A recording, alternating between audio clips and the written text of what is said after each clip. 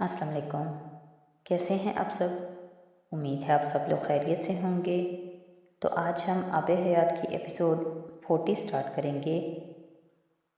وہ رات کو آئے گا تو میں اس سے بات کروں گا، پریشانی کی بات نہیں، ٹھیک ہو جائے گا سب۔ اس نے امامہ کو تسلی دی۔ میں اس کے ساتھ نہیں رہنا چاہتی، میں جاب کر لوں گی لیکن اب اس کے گھر نہیں جاؤں گی۔ ڈاکٹر سعد علی نے اس کی کسی بات کے جواب میں کچھ نہیں کہا۔ وہ اب بھی شوق میں تھے۔ سالار سکندر کے بارے میں جو تاثر وہ آج تک بنائے بیٹھے تھے وہ بری طرح مسخ ہوا تھا۔ وہ خود کو یقین دلانے کی کوشش کر رہے تھے کہ یہ سب کچھ غلط فہمی کا نتیجہ ہو سکتا ہے، ورنہ سالار اس لڑکی کو آدھی رات کو اس طرح الزام لگا کر نہیں نکال سکتا جس کو وہ اپنی بیٹی کہتے تھے۔ فرقان اس رات اکیلا آیا تھا، سالار اس کے ساتھ نہیں تھا۔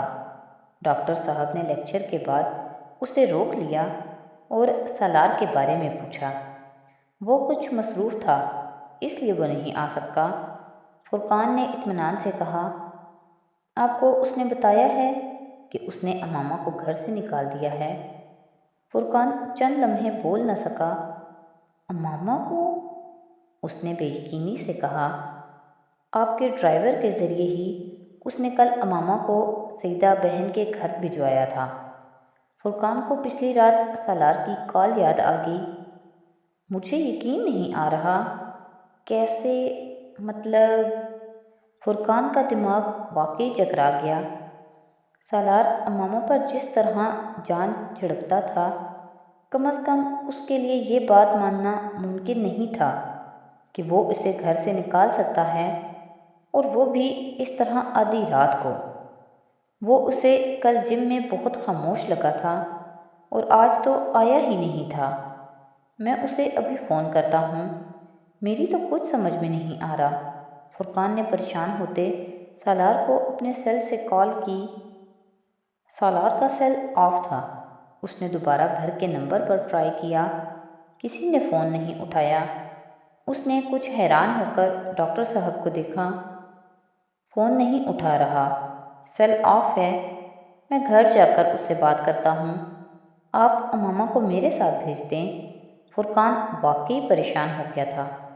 نہیں، امامہ آپ کے ساتھ نہیں جائے گی، اس نے نکالا ہے، خود ہی آ کر معذرت کر کے لے جائے، ڈاکٹر صاحب نے دو ٹوک انداز میں کہا۔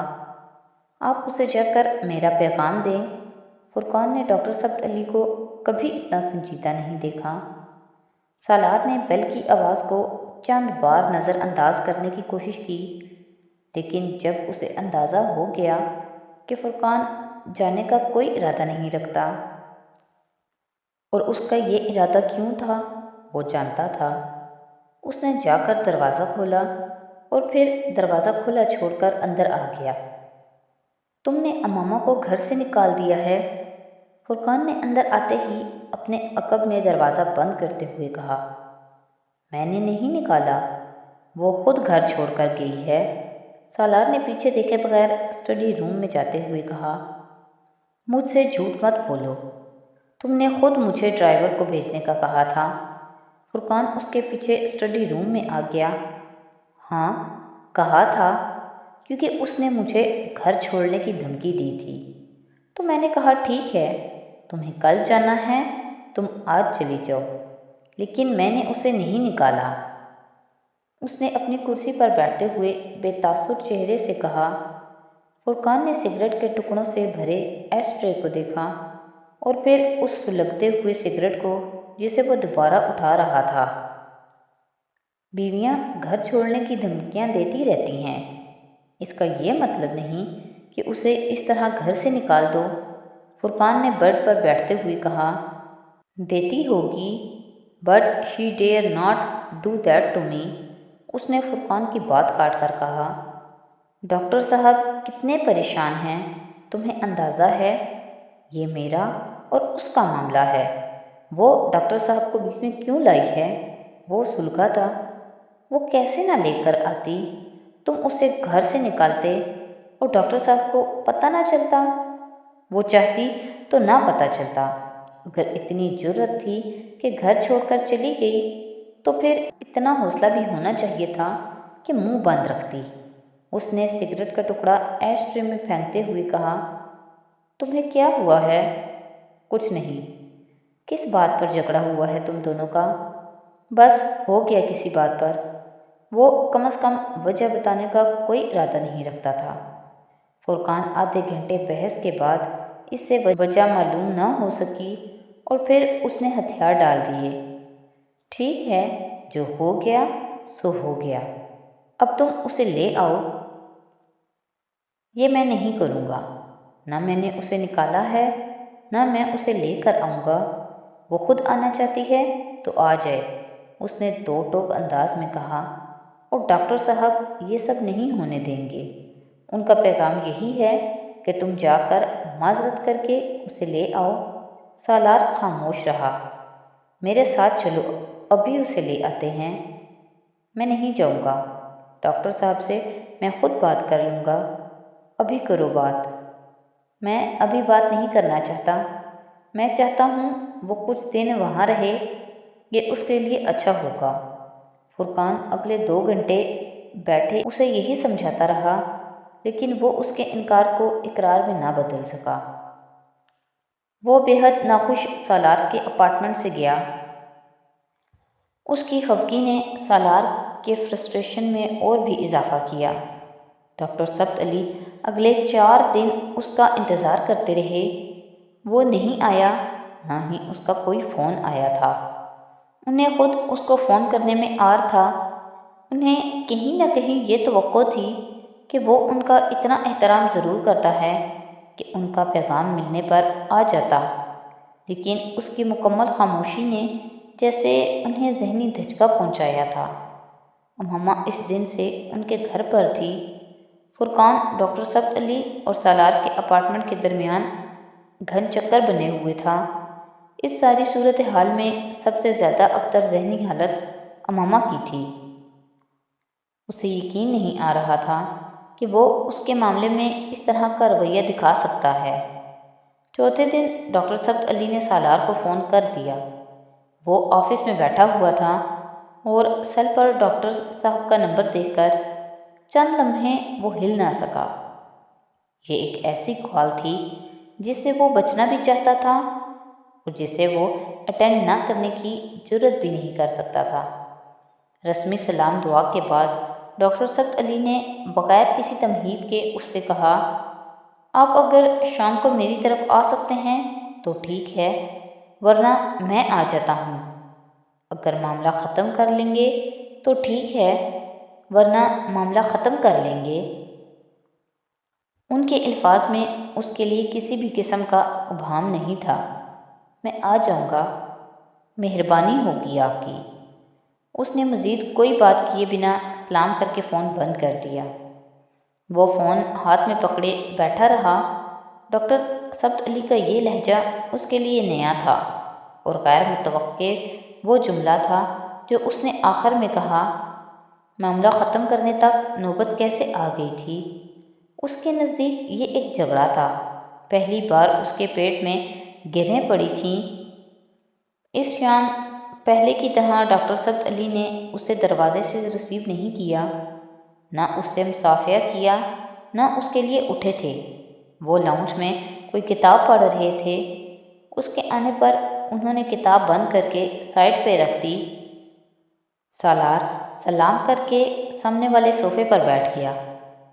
میں تم سے بہت لمبی چوڑی بات نہیں کروں گا سالار۔ سالار نے سر اٹھا کر انہیں دیکھا۔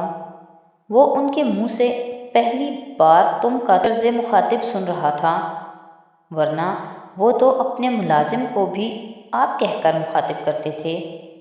میں پچھلے 4 دن سے صرف اس بات پر شرمندہ ہوں کہ میں نے امامہ کی شادی تم سے کیوں کرائی۔ تم اس قابل نہیں تھے۔ محبت کے دعوے کرنا اور بات ہوتی ہے، لیکن کسی عورت کو اپنے گھر میں عزت سے رکھنا ایک بالکل الگ بات ہے۔ تم صرف پہلا کام کر سکتے تھے۔ لاؤنج سے منسلک کمرے میں وہ ڈاکٹر صاحب کی آواز اور اس کی خاموشی کو سن رہی تھی۔ اپنی بیوی کو اس طرح نکالنے والے مرد کو میں مرد تو کیا انسان بھی نہیں سمجھتا۔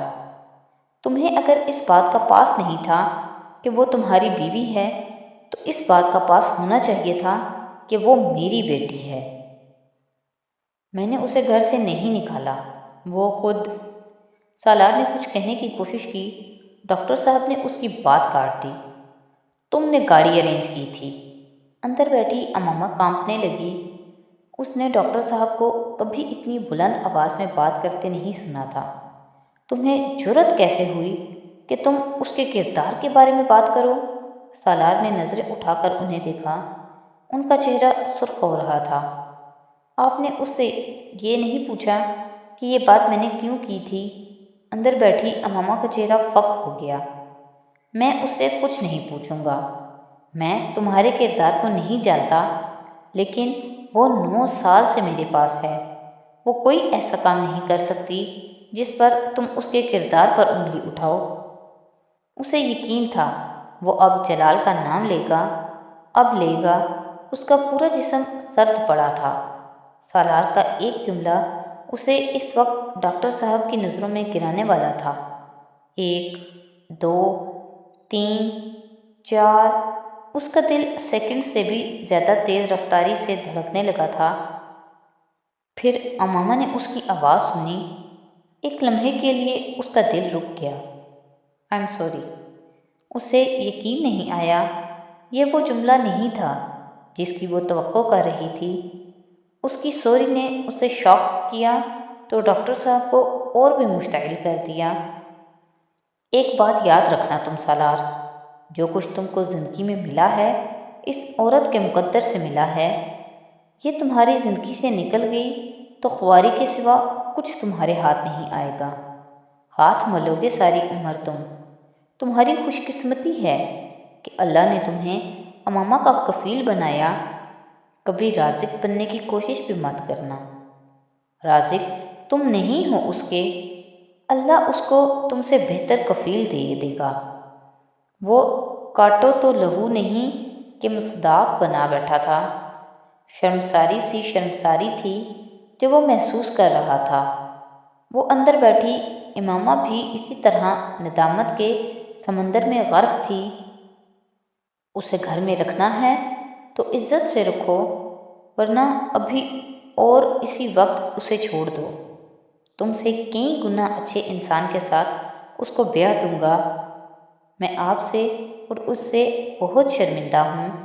آپ اسے بلائیں، میں اس سے معذرت کر لیتا ہوں۔ اندر بیٹھی امامہ جیسے زمین میں گڑ گئی تھی۔ کلثوم آنٹی اسے بلانے آئی تھیں اور اس کا دل چاہا کہ وہ کہیں بھاگ جائے۔ زندگی میں اپنے شوہر کا جھکا ہوا سر دیکھنے سے بڑی ندامت کا سامنا اس نے آج تک نہیں کیا تھا۔ میں بہت زیادہ معذرت خواہ ہوں۔ جو کچھ ہوا نہیں ہونا چاہیے تھا۔ جو کچھ کیا غلط کیا۔ مجھے ایسا نہیں کرنا چاہیے تھا۔ سالار نے نظریں اٹھائے بغیر اس کے بیٹھتے ہی کہا۔ ماما کے رنج میں کچھ اور اضافہ ہوا۔ آج سالار کے ساتھ زیادتی ہوئی تھی اور اس کا ذمہ دار وہ خود کو ٹھہرا رہی تھی۔ بیٹا آپ جانا چاہیں تو چلی جائیں اور نہیں جانا چاہیں تو، ڈاکٹر صاحب نے اس سے کہا۔ نہیں میں جانا چاہتی ہوں، اس نے اپنی آنکھیں رگڑتے ہوئے کہا۔ ٹھیک ہے پھر اپنا سامان پیک کر لیں، ڈاکٹر صاحب نے اس سے کہا۔ وہ اٹھ کر اپنے کمرے میں آ گئی۔ اس نے سامان بیگ میں رکھا۔ ڈاکٹر صاحب امامہ کے اٹھتے ہی اسٹڈی روم میں چلے گئے اور وہ سر جھکائے بیٹھا رہا۔ بیٹا کھانا لگواؤں؟ کلثوم آنٹی نے جیسے ماحول بہتر کرنے کی کوشش کی۔ نہیں میں کھانا کھا کر آیا تھا۔ اس نے اب بھی نظریں نہیں اٹھائیں۔ وہ نظریں اٹھانے کے قابل ہی نہیں رہا تھا۔ ملازم سافٹ ڈرنک کا ایک گلاس اسے دیکھ کر گیا۔ سالار نے چند گھونٹ لے کر گلاس واپس رکھ دیا۔ امامہ کو پیکنگ میں 5 منٹ سے زیادہ نہیں لگے تھے۔ سالار نے کھڑے ہو کر خاموشی سے اس سے بیگ لیا۔ ڈاکٹر صاحب بھی ان کو گاڑی تک چھوڑنے آئے تھے، لیکن ہمیشہ کی طرح سالار سے اس بار بغلگیر نہیں ہوئے۔ گاڑی کے سڑک پر آنے تک دونوں میں کوئی بات نہیں ہوئی۔ پھر سالار نے کہا، میں شرمندہ ہوں، میں نے تمہارے ساتھ غلط رویہ اپنایا۔ سالار، میں تم سے بہت شرمندہ ہوں، مجھے پتہ نہیں تھا کہ ابو کو غصہ آئے گا، انہوں نے تمہارے ساتھ۔ سالار نے اس کی بات کاٹ دی تھی۔ نہیں، انہوں نے ٹھیک کیا جو بھی کیا، غلط تو کچھ بھی نہیں کیا، اس نے کہا، لیکن میں نے تمہارے کریکٹر کے بارے میں کچھ نہیں کہا تھا۔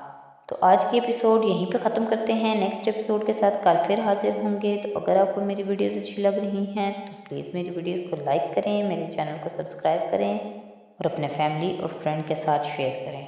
بہت شکریہ۔